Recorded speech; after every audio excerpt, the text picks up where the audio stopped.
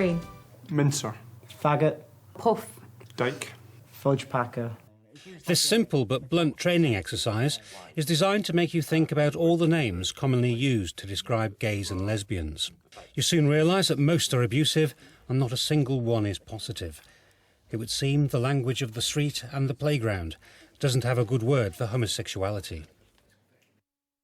I got physically assaulted, I got smacked in the face, and I had my nose cut open. And people just don't deal with it. It's just seen as kids teasing other kids. You're working with, not all by any means, but many students who really, if they had a choice, wouldn't have someone like you in their school. As indeed a bunch of boys in London, when I was teaching in London a few years back, said to me, cornered me in the classroom at break time and said to me, "We don't want your sort in our school."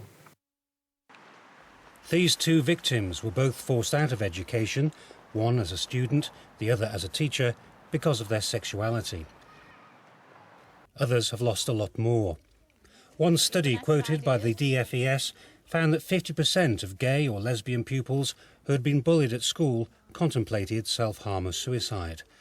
A further study found that 20% had attempted suicide. An unknown number succeeded. In this programme, we'll be examining how homophobic bullying can be challenged by confronting prejudice and changing attitudes. We'll be focusing on this school, which has developed a totally inclusive anti-bullying policy and promoted tolerance of all sexual orientations. We'll be looking at what goes into lessons and how members of staff are trained to deliver them. We'll be visiting this college, where trainee teachers are taught to deal with issues surrounding sexuality and single-sex relationships in primary as well as secondary school. And we'll be hearing from the people for whom it's still too little, and certainly too late. People pointed at me in the corridors and go, "Hey, that's that lesbian, isn't it?" Or they shout things like "dyke," or they shout as many taunts as they possibly can at you. I've had things thrown at me, anything they can get hold of, really. I've had people kick me, I've had people spit at me, I've had people spit in my face, I've had physical abuse, I've had all sorts of things, really. I've had it in lessons where teachers can see it, they just sort of shrug it off as something that's not happening. One particular boy, admittedly a very difficult boy that all teachers have problems with, made a very, very loud and aggressive homophobic outburst just because I told him off about something. And I snapped. I left the classroom, went to the staff room. I don't mind, I'm man enough, if I can put it like this, to say I don't mind saying I burst into tears in the staff room. I mean, I'm not just tearful, I just completely broke down. And I realised that there was more to life than putting up with this. And also, you know, the sense of helplessness that there were clearly boys who were on the receiving end of homophobic abuse, and there was no support for them. And I was almost afraid to support them in case that was misunderstood. At Turton High School in Bolton, one lesson is devoted to the issue of bullying in Year 7 and another examines homophobia in Year 9.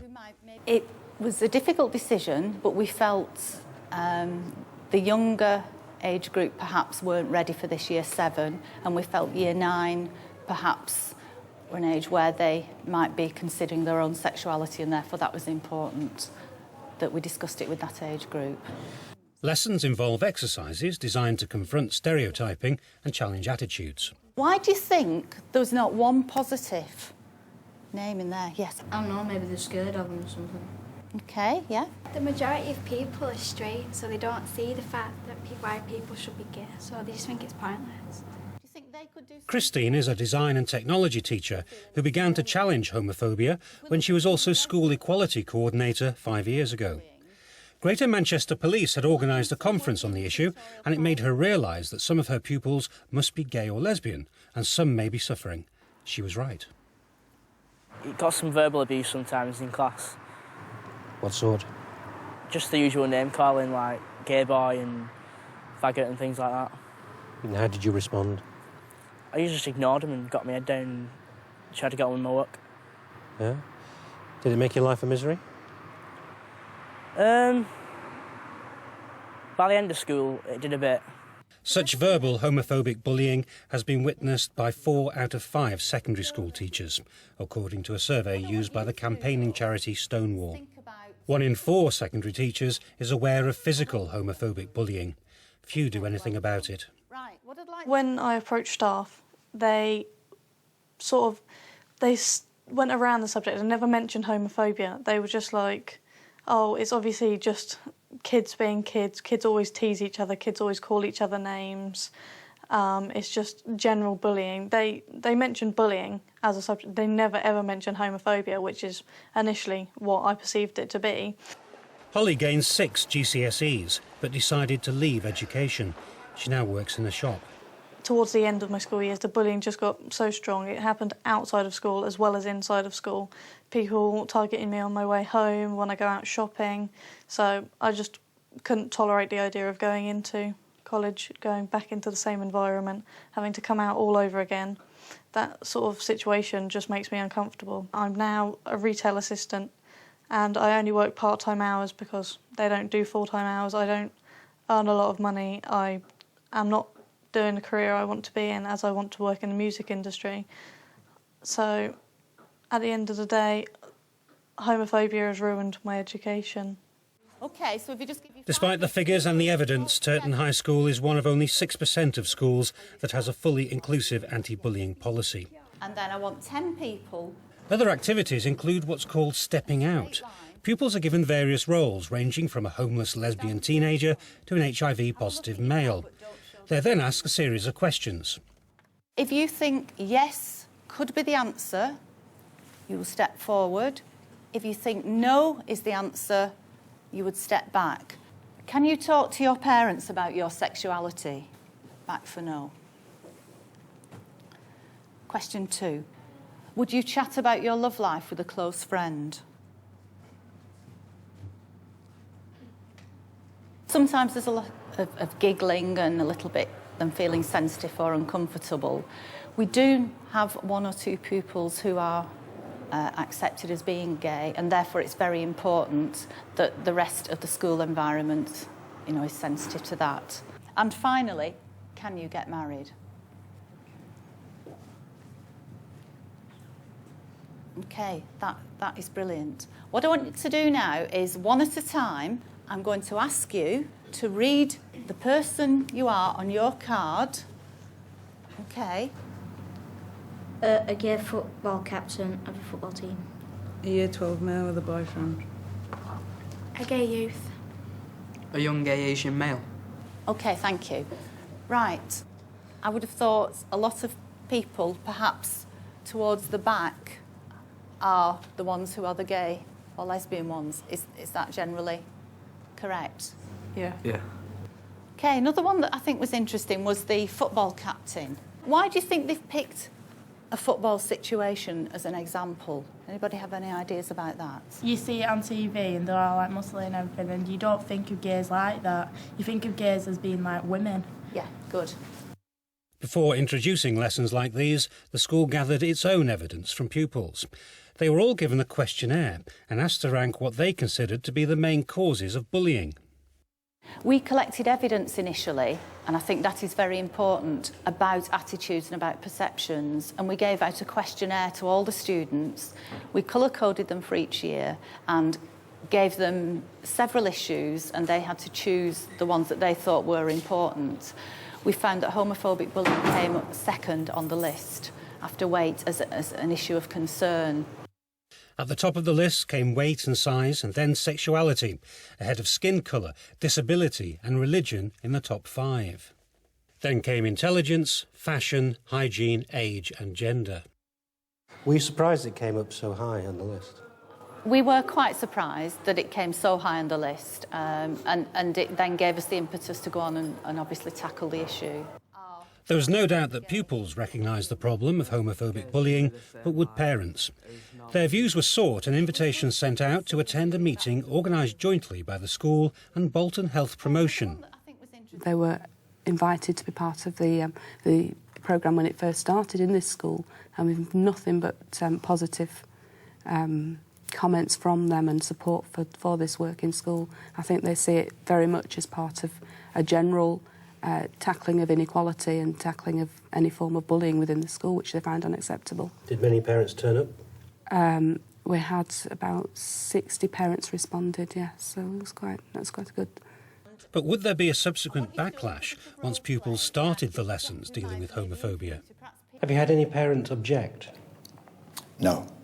Nobody's voiced any objection to the work that we're doing here. How did you keep parents on board to begin with?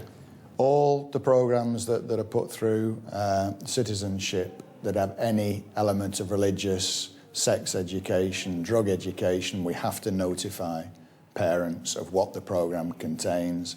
We offer information evenings to parents if they want to come in and view materials or talk to the staff who will be delivering the programmes. They can do that in advance. But as I say, we do have a very supportive parent community, and I think a number of them choose this school as opposed to some faith schools or other sorts of secondary education, particularly because they feel there is that openness and there is that tolerance. Openness and tolerance were rare commodities in the schools which employed Tony Green. My senior colleagues took the view that the person who had to deal with it, the person whose problem it was, it was my problem. I had to deal with it, which is true. Day by day, the teacher has to deal with what they're confronted with in the classroom.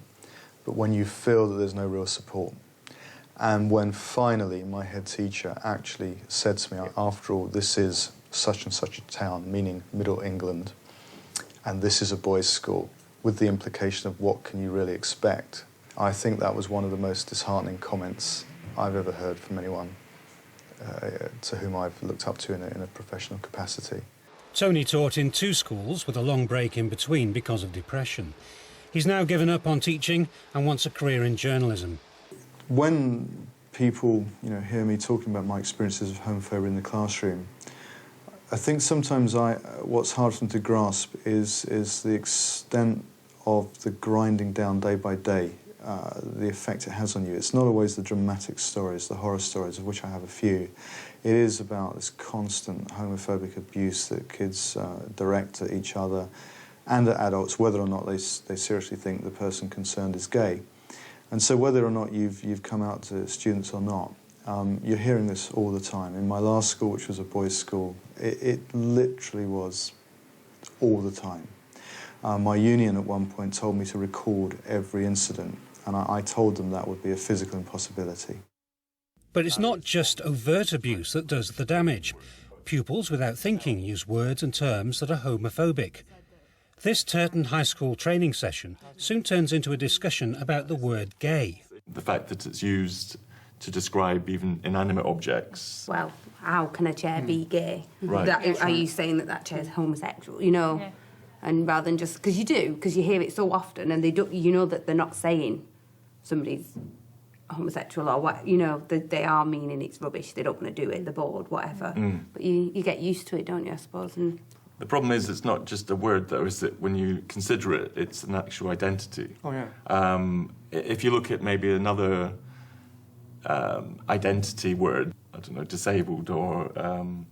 like a racist word or something. Yeah, racist words. That would be unacceptable in the classroom, you would wouldn't it? stop Yes. the class straight away and react to that, wouldn't you? Yeah. I have noticed over the last 2 or so years that the frequency of kids using negative gay terms to describe things, it's not necessarily a swear word. It's something they think they can get away with in the classroom, maybe. And when you do highlight to them that is unacceptable, they are quite genuinely surprised because they've been saying it for so long and so frequently, they forget what it actually means. Bolton Health Promotion leads training like this for newly arrived teachers. They're asked to try for themselves some of the exercises they might use in their tutor groups. I thought it was very interesting, to be honest. I mean, just seeing some of the lists and things that I guess I'm aware of but not really thought about in great detail, so I was quite stunned by some of it, yeah. What sort of things? For example, just the list of negatives that were being said, and there seemed to be far more on the male side than the female, so that was quite interesting. I think it was excellent. Puts you in the same situation that you're going to put the children into. I giggled at one point, which was a nervous reaction because I was uncomfortable. And when you get that reaction with the children, I will be able to deal with it better now because they'll be feeling the same as I did.